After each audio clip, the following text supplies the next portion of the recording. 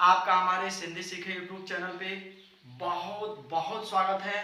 और देखिए, हम लोग बहुत सारा वीडियो पढ़े और थोड़ा सा आप लोग हमारा सहयोग करेंगे तो हम आप लोगों को इससे भी बेहतरीन करने का प्रयास करेंगे। सारे मतलब देखा जाए तो चैप्टर वाइज वीडियो हम आपको देंगे और सब व्यवस्थित, और कहीं से भी आपको कोई दिक्कत नहीं आएगी। और प्रैक्टिस सेट भी डाला जा रहा है, तो प्रैक्टिस सेट का भी सॉल्व आप लोग करते रहेंगे। आज हम लोग पढ़ने वाले गए हैं विराम चिन्ह। देखिए, विराम चिन्ह, ये आपका विराम चिन्ह है। एक बात और बता दें, विराम चिन्ह पढ़ने से पहले यदि आप लोगों को हमारे वीडियो अच्छे लग रहे हो तो आप हमारे चैनल को सब्सक्राइब करेंगे, अन्य लोगों से भी कराएंगे, लाइक करेंगे, शेयर करेंगे और कमेंट बॉक्स में कमेंट जरूर करेंगे। इसी के साथ शुरुआत करते हैं विराम चिन्ह। तो देखिए, बहुत ही आसान है। विराम में रुकना सबको पता होगा।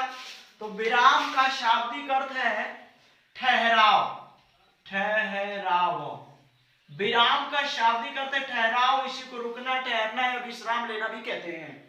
अब देखिए, यानी कुल मिला के हमको बोलने में, लिखने में जहां कहीं भी रुकना होता है, वहां रुकने के लिए हम जिन चिन्हों का प्रयोग करते हैं उसी को हम विराम चिन्ह कहते हैं। जैसे मान लीजिए हम लोग चलते चलते जाते हैं, थक जाते हैं, कहीं बैठ जाते हैं, उसी तरह से हमारे बोलने की शैली, लिखने की शैली में जहां जहां रुकना होता है और वहां रुकने के लिए हम जिन चिन्हों का प्रयोग करते हैं उसी चिन्ह को हम विराम चिन्ह कहते हैं। आगे देखेंगे, ये हमारे एक साहित्यकार थे कामता प्रसाद गुरु। बहुत क्वेश्चन बनता है, याद रखिएगा। कामता प्रसाद गुरु, कामता प्रसाद गुरु के अनुसार विराम चिन्हों की संख्या हिंदी में कुल 20 विराम चिन्ह माने जाते हैं। लेकिन हमारे हिंदी में जो प्रयोग की दृष्टि से महत्वपूर्ण विराम चिन्ह है, केवल हम उतने को पढ़ेंगे। आगे देखेंगे, पहला जो विराम चिन्ह है हमारा, सबसे पहला वो है अल्प विराम। देख लीजिएगा, अल्प विराम। अल्प माने कम, विराम माने रुकना, यानी जहां सबसे कम समय के लिए रुकना होता है उसे हम कहते हैं अल्प विराम। और इसका चिन्ह ये होता है, देख लीजिएगा, बल्कि ये हम नहीं लगा रहे हैं, ये भी चिन्ह से बोध हो जाएगा, बस सिंपल सिंपल ऐसे लिख दे रहे हैं। ये आपका है जिसको हम अंग्रेजी में बोलते हैं कॉमा। दूसरा देखेंगे अर्ध विराम। अर्ध विराम का चिन्ह है ये, और इसको हम ऐसे व्यक्त करते हैं जैसे मान लीजिए ये आपका एक कॉमा लग गया और उसके ऊपर बिंदु लग गया। इसको भी हम थोड़ा सा इस कलर से कर दे रहे हैं, इन कलरों को अलग अलग कर रहे हैं ताकि आपको ये पता चले, ये आपको पता चल जाए कि हाँ कौन सा। देखिए, वो थोड़ी सी मिस्टेक होगी, इस पे बिंदु नहीं रहेगा और इस पे बिंदु रहेगा। देखिए, दोनों में यही अंतर है। एक बार आप लोग अच्छे से देखेंगे, अल्प विराम का मतलब सिर्फ कॉमा, न ऊपर बिंदु न नीचे बिंदु। अर्ध विराम का मतलब एक कॉमा और उसके ऊपर बिंदु। आगे चलते हैं, इसके बाद है हमारा पूर्ण विराम। पूर्ण पूर्ण विराम देखेंगे। पूर्ण विराम,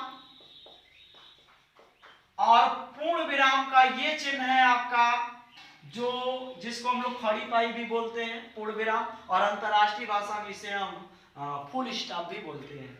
इसके बाद हम लोग चलते हैं इकहरा उद्धरण चिन्ह। इकहरा उद्धरण चिन्ह।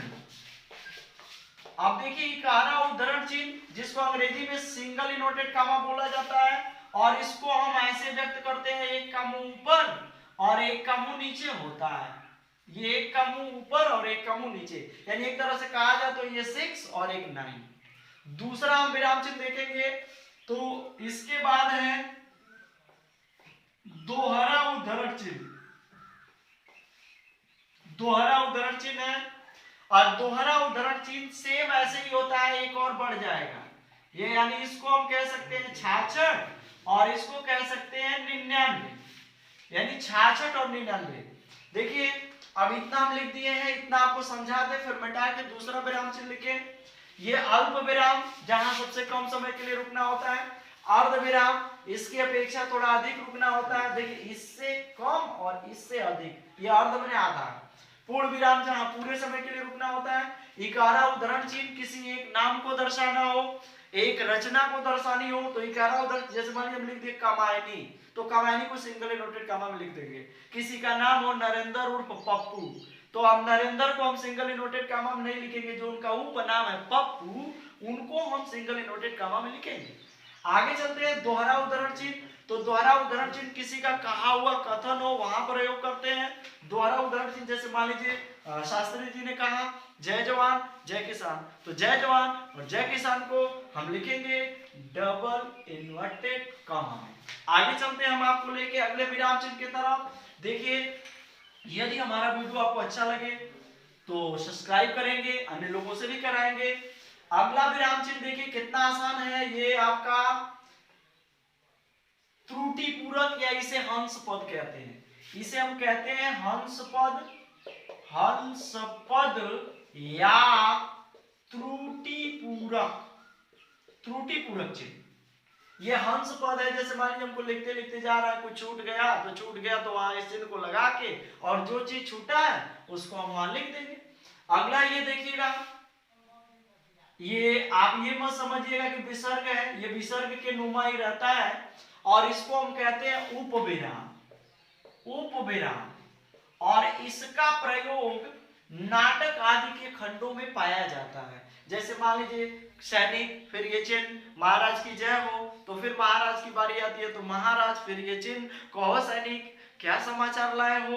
अगले विराम चिन्ह की तरफ चलते हैं, ये देखिए विवरण चिन्ह है, इससे देखेंगे विवरण चिन्ह, ये आपका है विवरण चिन्ह। देखिए यानी दो बिंदु के साथ ये डंडा, एक तरह से कहा जाए पड़ी पाई है, ये विवरण चिन्ह है। यदि हमको ब्यौरेवार लिखना है विवरण, विवरण चिन्ह, किसी को ब्यौरेवार लिखना हो, बहुत ही विस्तृत लिखना हो तो इस चिन्ह का हम प्रयोग करते हैं। जैसे मान लीजिए हम हिंदी में लिखें वचन, वचन के भेद, वचन दो होते हैं तब एक वचन बहुवचन उनके पूरे विस्तृत वर्णन करेंगे, वहां इस चिन्ह का प्रयोग होता है।